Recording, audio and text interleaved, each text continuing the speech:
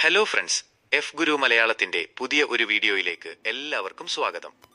നിക്ഷേപം എല്ലാം സുരക്ഷിതമാണോ? പണം വളർത്തുന്ന രസകരമായ ഒരു യാത്ര. നിങ്ങളുടെ പണം വളർത്താൻ നിക്ഷേപം ഒരു നല്ല മാർഗമാണ്. പക്ഷേ എല്ലാ നിക്ഷേപങ്ങളും സുരക്ഷിതമാണോ? ഈ ചോദ്യത്തിനുള്ള ഉത്തരം ലളിതമല്ല. നമുക്കറിയാവുന്ന വിവിധ നിക്ഷേപ മാർഗങ്ങളെക്കുറിച്ച് കൂടുതൽ അറിയാം. സ്റ്റോക്കുകൾ, ഓഹരികൾ. ഇത് ഒരു കമ്പനിയുടെ ഒരു ചെറിയ ഭാഗം വാങ്ങുന്നത് പോലെയാണ്. കമ്പനി നന്നായി പ്രവർത്തിച്ചാൽ നിങ്ങളുടെ ഓഹരികളുടെ വില വർദ്ധിക്കും. എന്നാൽ കമ്പനിക്ക് പ്രശ്നങ്ങൾ ഉണ്ടായാൽ വില കുറയുകയും ചെയ്യാം. ഉദാഹരണത്തിന്, നമ്മൾ എല്ലാവരും ഉപയോഗിക്കുന്ന ഒരു ഫോൺ കമ്പനിയുടെ ഓഹരികൾ വാങ്ങിയാലോ? അവർ പുതിയൊരു മികച്ച ഫോൺ പുറത്തിറക്കിയാൽ കൂടുതൽ ആളുകൾ അവരുടെ ഫോൺ വാങ്ങും. അപ്പോൾ കമ്പനിക്കും ലാഭം കൂടും, നമുക്കും ഓഹരികളുടെ വില കൂടും. എന്നാൽ അവർക്ക് എന്തെങ്കിലും പ്രശ്നമുണ്ടായാൽ, ഉദാഹരണത്തിന് മറ്റൊരു കമ്പനി വളരെ മികച്ച ഫോൺ ഉണ്ടാക്കിയാൽ ആളുകൾ അവരുടെ ഫോൺ വാങ്ങും. അപ്പോൾ നമ്മുടെ കമ്പനിയുടെ ഫോണുകൾ ആരും വാങ്ങൂല. ഇങ്ങനെ സംഭവിച്ചാൽ നമ്മുടെ ഓഹരികളുടെ വില കുറയും. സത്യം, കമ്പ്യൂട്ടേഴ്സ് പോലുള്ള വലിയ കമ്പനികൾ പോലും ഒരു കാലത്ത് വളരെ നന്നായി പ്രവർത്തിച്ചിരുന്നു. പക്ഷെ പിന്നീട് പല കാരണങ്ങളാൽ നഷ്ടത്തിലായി. മ്യൂച്വൽ ഫണ്ടുകൾ. ഇത് ഒരു പൊതുനിധിയാണ്.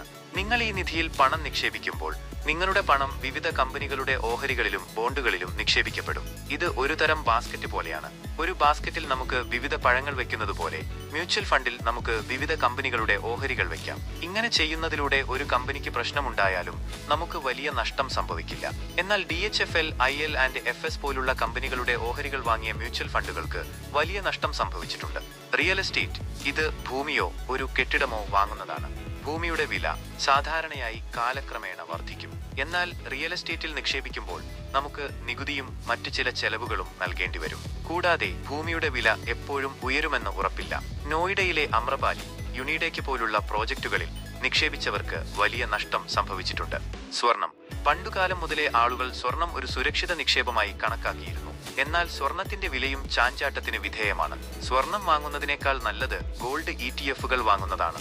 ഇത് സ്റ്റോക്ക് മാർക്കറ്റിൽ വ്യാപാരം ചെയ്യുന്ന ഒരു ഫണ്ടാണ്. ബാങ്കിൽ നിക്ഷേപം.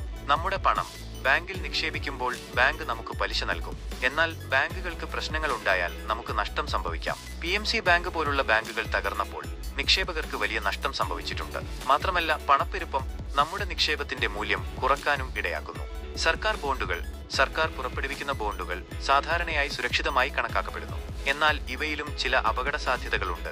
പണപ്പെരുപ്പം കൂടിയാൽ ബോണ്ടിലൂടെ ലഭിക്കുന്ന പലിശയുടെ മൂല്യം കുറയുന്നതാണ് ഒരു ഉദാഹരണം. മറ്റ് നിക്ഷേപങ്ങൾ, കറൻസി, എണ്ണ, ലോഹം തുടങ്ങിയവയിലും നിക്ഷേപിക്കാം. എന്നാൽ ഇവയെല്ലാം ഉയർന്ന അപകട സാധ്യതയുള്ളവയാണ്. എല്ലാ നിക്ഷേപങ്ങൾക്കും ചില അപകട സാധ്യതകളുണ്ട്. വിവിധ തരത്തിലുള്ള നിക്ഷേപങ്ങൾ നടത്താം. നിങ്ങളുടെ ലക്ഷ്യങ്ങളും അപകട സഹിഷ്ണുത അഥവാ റിസ്ക് എടുക്കാനുള്ള കഴിവും മനസ്സിലാക്കുക. ഒരു സാമ്പത്തിക ഉപദേഷ്ടാവിന്റെ സഹായം തേടുക. നിക്ഷേപം ഒരു യാത്രയാണ്, ഒരു ലക്ഷ്യമല്ല. ക്ഷമയും അറിവും ഉണ്ടെങ്കിൽ നിങ്ങളുടെ സമ്പത്ത് വളർത്താൻ നിങ്ങൾക്ക് കഴിയും. പ്രധാന കാര്യം, നിങ്ങൾ നിക്ഷേപിക്കുന്നതിന് മുമ്പ് നന്നായി പഠിക്കുകയും ഒരു സാമ്പത്തിക ഉപദേഷ്ടാവിന്റെ സഹായം തേടുകയും ചെയ്യുക. ഓർമ്മിക്കുക, നിങ്ങളുടെ പണം നിങ്ങളുടെ സ്വപ്നങ്ങളെ സാക്ഷാത്കരിക്കാൻ സഹായിക്കും. അതിനാൽ നിങ്ങളുടെ പണം എങ്ങനെ നിക്ഷേപിക്കണമെന്ന് ജാഗ്രതയോടെ തീരുമാനിക്കുക.